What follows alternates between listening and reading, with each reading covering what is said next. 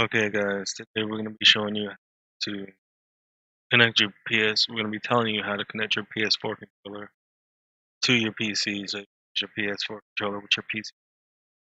Very simple. Wired way is you plug in the USB to your USB port on your. With that comes with your PS4 controller, and you plug in your controller. It's literally that simple. Once plugged in, hit up B. It'll set up your device. It'll say setting up device. Either if you're using Windows 10, it'll pop up here, and then it'll tell you when your device is ready. Don't try to use it before your device is ready, because otherwise it's not going to work. So if you're using Windows 7 or 8, it'll probably pop up down here and let you know, or a little bar come up right here. Say that it's done.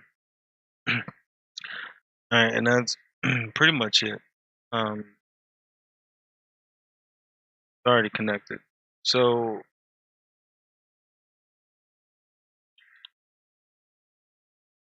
want to go to your control panel to make sure that it's working properly.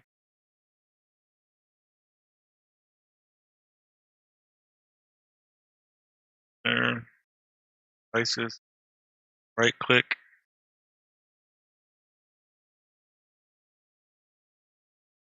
properties, and you can test and see that everything is working. Buttons, everything. Okay, now let's show you guys how to do it wireless. Alright, so now I'm going to unplug that. Now, a lot of people use DS4. I think that's what it's called. I don't use that because I feel, excuse me, sorry. I feel that this program is better for people who are not computer literate. It's a lot easier. So just go in and type in input mapper. You don't have to space it. Press enter. Boom. Alright. So when you're downloading anything off the Google, just in case you know not aware, never download something that says ad or sponsor on the left hand side here of the object or whatever link you're about to click on. Make sure it's nothing over here. Just link. Go ahead and go to input mapper 1.6. Click on that. It'll take you straight to the downloads page and click download. That's simple. Now it's going to take you to another page, license agreements. Click accept, download again. It'll start your download. Alright, now you want to go to wherever your downloads folder is. Mine is in downloads.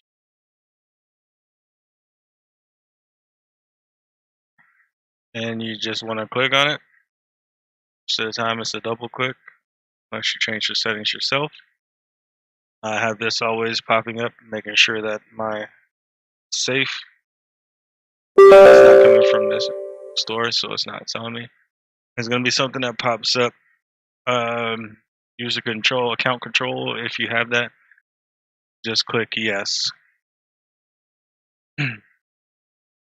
Alright, usually anytime you install something, it's going to go to your program files x86. Okay, that's why I like to keep my stuff where it asks me to keep it. Just click agree and install.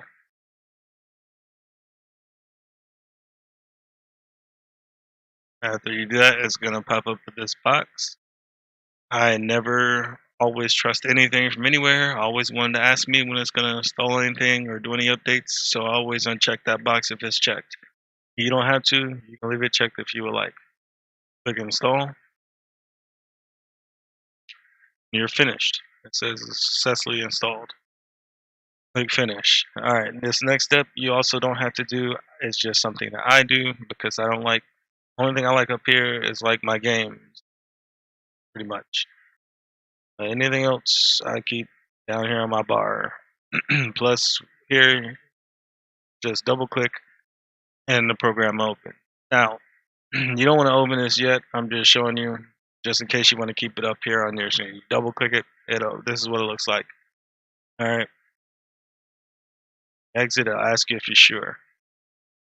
Me personally, I like to keep mine down here on the bar, and then I always delete this shortcut because I don't need it anymore. I have it pinned on my taskbar. All right. So you don't want to open that yet. To do this wirelessly after you downloaded and installed it, you want to next go to your settings, wherever that may be. It can be here if you're on Windows 10. If you're not, then it'll probably be down here at the bottom right. You right click and it'll be down right here, settings. So you can click either one. Your settings pops up, you go to devices, and you cut on your Bluetooth. Now if you don't have Bluetooth, then you're gonna have to get a Bluetooth dongle in order to use this. So if you're gonna end up getting a Bluetooth dongle anyways, I would suggest getting the PS4 dual USB adapter. It's a wireless Bluetooth dongle for the actual PlayStation 4 controller.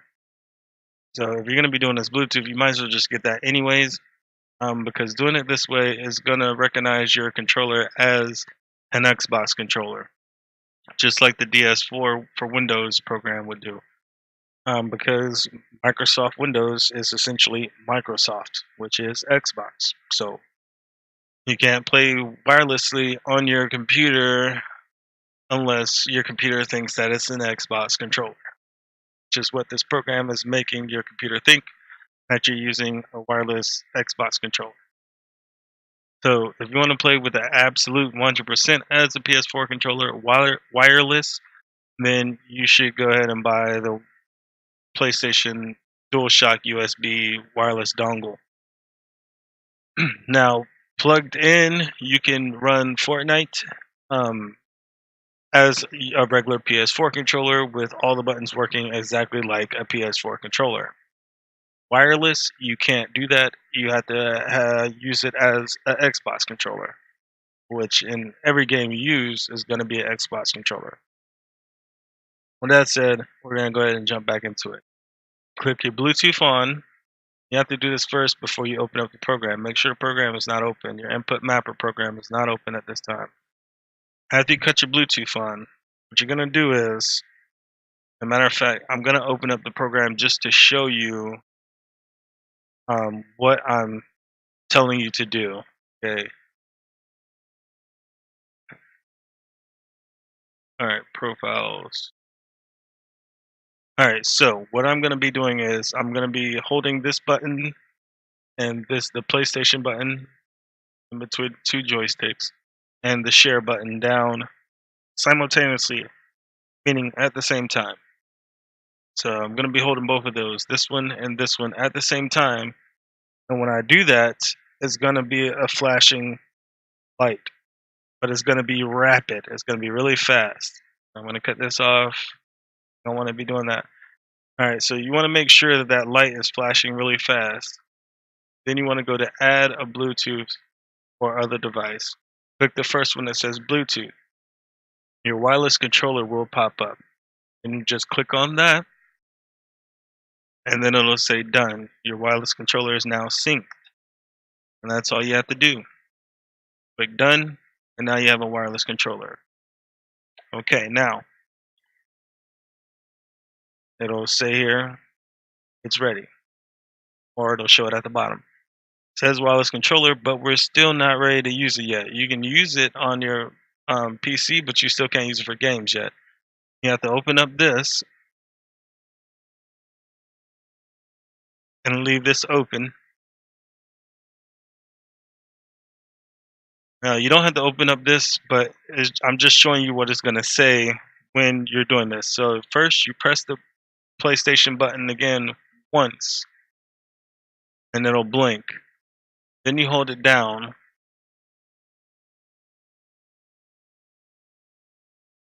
Sorry, you have to press it twice. I'm sorry. Don't mind me.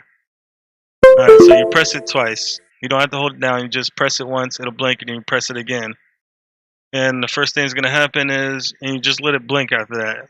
first thing that's going to happen is it's going to say the info that it said. First thing that's going to happen is it's going to say this. It'll say, please press it one more time. So then you press it a second time, and then you'll get these warnings. Don't worry, gonna connect. Might take a little bit, but it's gonna connect. And then it'll still say this as the last one, but it's still gonna connect. It's unable to open the device, but it's a lie. Because it's connected, and you'll be able to tell it's connected right over here to your left hand side. It'll say your battery strength, and that is connected. Your controller will pop up here. Now, in this program, you'll have go to profiles. Okay. Let me go ahead and delete this profile. But you'll open up a new profile if you don't want. All right, when you first open up this program, this key touchpad right here is going to be used as a mouse. Okay, I didn't like that. Some people might like that.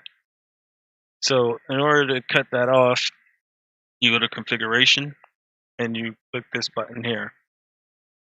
And you'll have to save this either as a new profile or whatever you want to name it. You'll have to click save in order for this to actually work.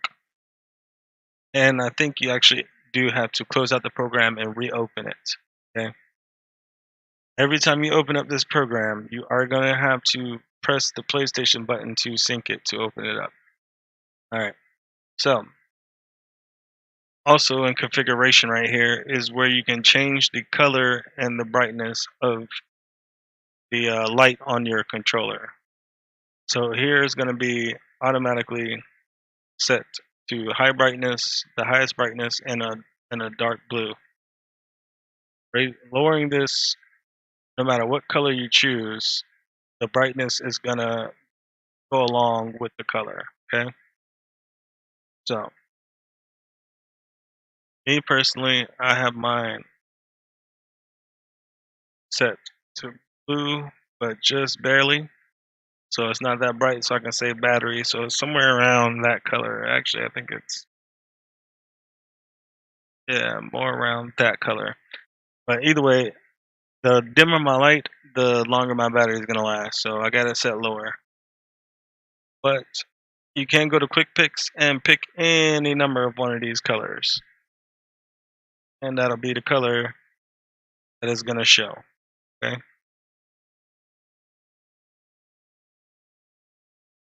But again, you have to put in a profile name and click save here in order for any of this to actually stick.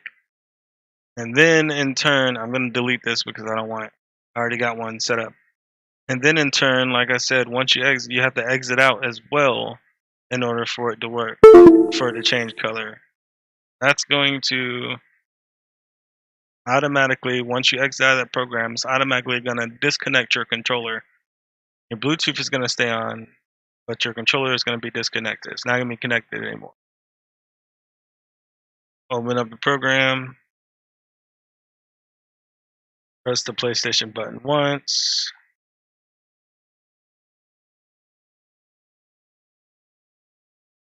Press it again. As you press it again. And then just leave it alone and it'll sync up. Turn red over here. And then eventually it'll turn black. So you gotta press it twice. But when you're running this program, you have to keep this program running while you're playing your game. You can't exit out of it, otherwise the program won't be running and you can't use your controller. You wanna press this button here. Shrink it down. It'll go down here into your little tray, but it won't exit out. It'll just pretty much hide it. And now you can run your game and play any game you want with your PS4 controller. But it it will be used as an Xbox controller. It even says right here Xbox 360 controller. That's what your computer is gonna think of it as. Okay. So click this off, then you're not gonna be able to use it, obviously. So make sure this is on. Emulate virtual controller. But that's it, guys. Pretty simple, pretty easy. That's how you use your PS4 controller wireless with your PC, and that's how you use it with a wire.